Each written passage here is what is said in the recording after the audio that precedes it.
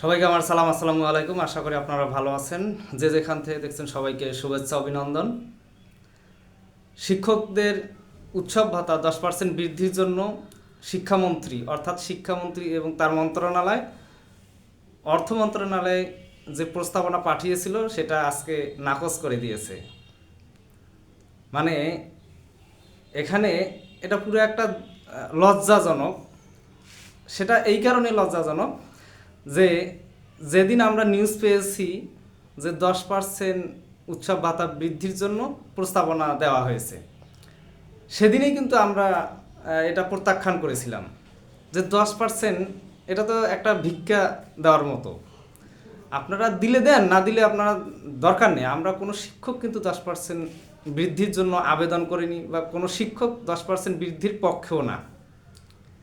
আপনারা নিজে থেকেই 10% বৃদ্ধির জন্য প্রস্তাবনা পাঠাচ্ছেন, সেটা সকল মিডিয়ায় শিক্ষকদের সুখবর, উৎসব ভাতা বৃদ্ধি পাচ্ছে, সুখবর সুখবর, মানে শিক্ষকদের যে এত সুখবর নিয়ে এই মিডিয়াগুলো তোলপাড় শুরু করে দিল। অবশেষে আজকে কি হয়ে গেল, সেটা নাকচ হয়ে গেল। হ্যাঁ, এটাই হচ্ছে শিক্ষামন্ত্রীর প্রথম একটা চমক, যেটা আন্দোলন ছাড়াই শিক্ষা মন্ত্রণালয় এবং শিক্ষামন্ত্রীর প্রস্তাব নাকচ হয়েছে।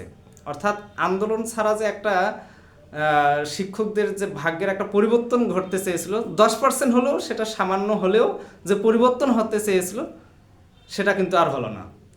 তার মানে এখান থেকে বোঝা যায় যে শিক্ষকদের আন্দোলন সংগ্রাম ছাড়া শিক্ষকদের এ পর্যন্ত কোনো দাবি আদায় হয়নি, এবং কোনো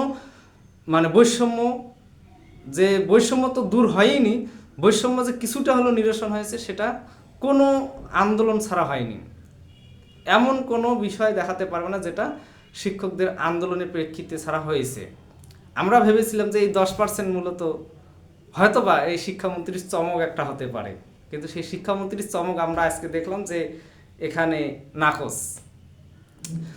কাজেই আমি বলতে চাই, এই 10% বাদ দিয়ে আপনারা শতভাগ উৎসব ভাতা দেওয়ার জন্য প্রস্তাবনা পাঠান এবং এটা জোরালোভাবে এটার জন্য কাজ করেন। ইনশাল্লাহ 10% না, 100% উৎসব ভাতা পাওয়া সম্ভব, এবং এই বাংলাদেশেই সম্ভব। এবং এর জন্য আমাদের যদি আন্দোলন সংগ্রাম করা লাগে, তাহলে অবশ্যই আমরা রাজপথে আন্দোলনে নামব। আমরা শিক্ষক সমাজ প্রস্তুত আছি, কিন্তু এই 10%-এর কথা বলে, এই লাফালাফি করে এটার দায় আমরা নিব না। এটার দায় সম্পূর্ণ শিক্ষামন্ত্রীর। আসসালামু আলাইকুম।